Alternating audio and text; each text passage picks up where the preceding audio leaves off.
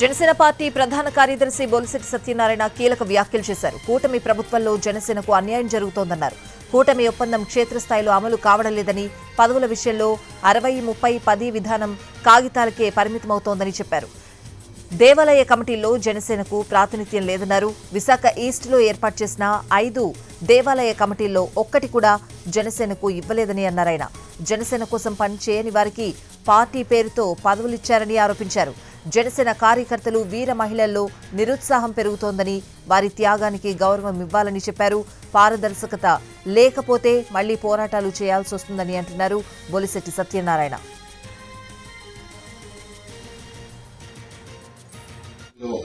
పవన్ కళ్యాణ్ గారి దూరదృష్టి వ్యూహం వల్ల ఆయన రాజమండ్రి జైలుకు వెళ్లడం, చంద్రబాబు నాయుడు గారికి మద్దతు పలకడం, పైకి రావడం, కలిసి పోటీ చేస్తానడం, అలాగే బీజేపీని కూడా కలుపుకొని వెళ్లడం, ఇవన్నీ చేసిన తర్వాత ఓట్లు చేయకుండా అనూహ్యమైన విజయాన్ని ఎవరు ఊహించండి. 151 చాలా ఎక్కువ అనుకుంటే 164 సీట్లు, అవి కూడా ఆ 11 సీట్లు కూడా కొన్ని పొరపాట్ల వల్ల పోయినాయి తప్ప రాత్రి 175 సీట్లు వచ్చే పరిస్థితి.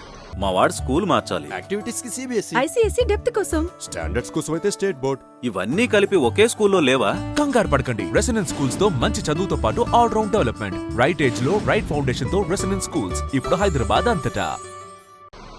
ఆ పరిస్థితికి కారణం పవన్ కళ్యాణ్ గారి చొరవ, చంద్రబాబు నాయుడు గారి దూరదృష్టి. ఇది క్షేత్రస్థాయిలో అమలవుతున్నట్టు కూడా కనబడుతుంది. ఎందుకంటే పవన్ కళ్యాణ్ గారు పదవి బాధ్యత అని పెట్టినప్పుడు కూడా 3400 మందికి పోస్టులు వచ్చాయంటే మాకు ఆశ్చర్యం వేసింది. ఎంతమందికి వచ్చినాయా అని నిజంగా సంతోషం వస్తే.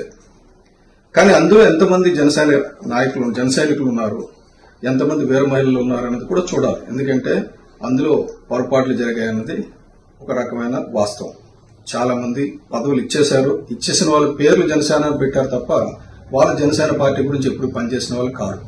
జనసేనకు రావాల్సిన 30% రాకపోతే డెఫినెట్ గా మీరు అక్కడ స్థానిక నాయకులను నిలదీయండి, అలాగే అధిష్టానాన్ని తెలియజేయండి.